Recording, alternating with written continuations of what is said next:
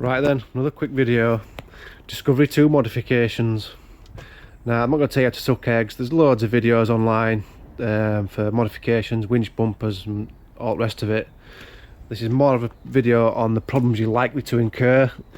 One of them, or mainly, is rust. So on this we're doing a Terra Firma plus 2-inch suspension lift. I've already done the fronts with new turrets there.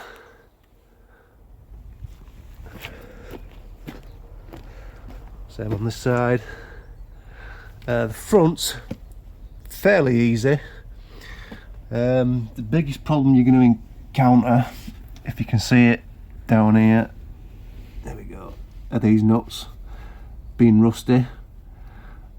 Definitely get a decent penetrating oil and spray these a full week in advance and just keep spraying them, because these, once they rust up, you're going to have to get some heat on them and then try and get them off, and the last thing you want to do is snap a head on them, which is exactly what happened on these rears. Again, these have all been done, it's all been cleaned up, rust treated, painted with under seal. So I've just got this side to do.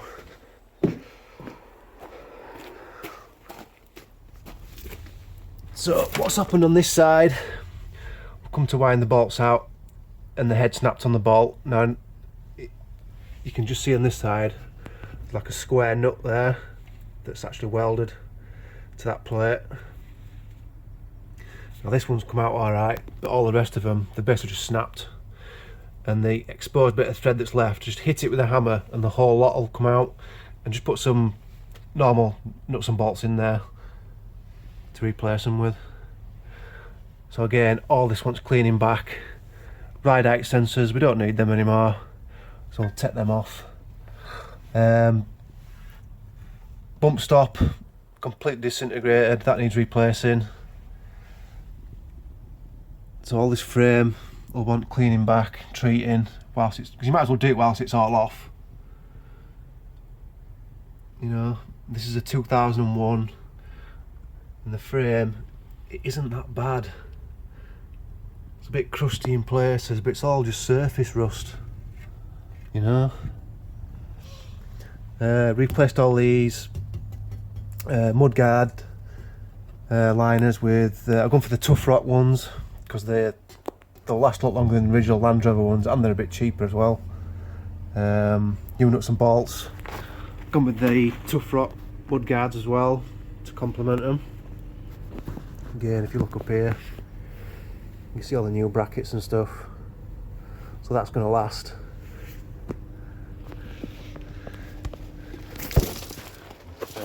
Another thing we'll probably do is get rid of these plastic bumpers, get some metal ones. I have got some rock sliders in the warehouse, so I'm going to take this off and put them on. What else we're going to do?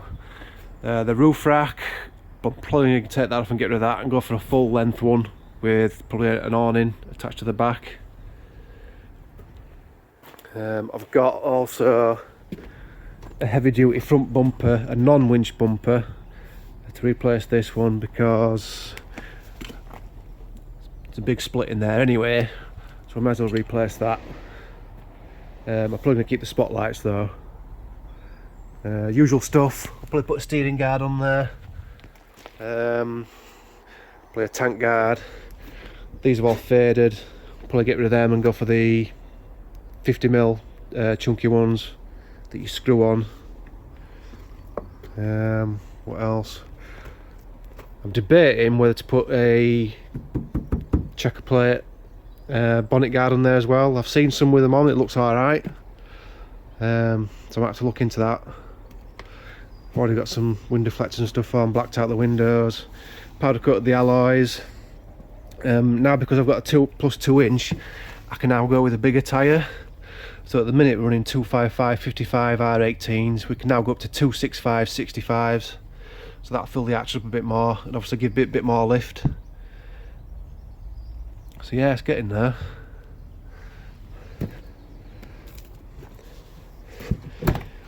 Interior, pretty standard affair. Door card's a bit worn, but I'm not too bothered about that. Seat covers are on just to protect the seats, because the leather is still pretty good, just wants a bit of a clean. I've replaced all the gear gaiters for some new leather ones. Gone with a media player, so none of that CDs, because who listens to CDs anymore? So that's all just plug in, Bluetooth and what have you. And this is also the 7-seat model. I've done the sunroofs, I've fixed them. I still need to do the headlining, recover that with something or repaint it. I don't know what to do with that yet.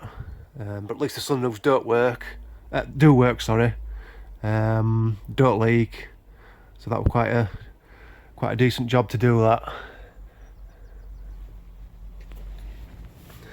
But yeah, not bad for rust for a 2001.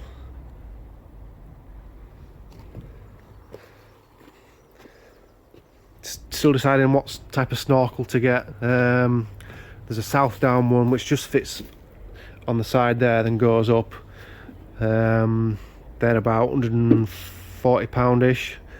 But then there's the safari type ones, the plastic ones that go all the way around the wing, and they're quite cheap. You can get them for about £90.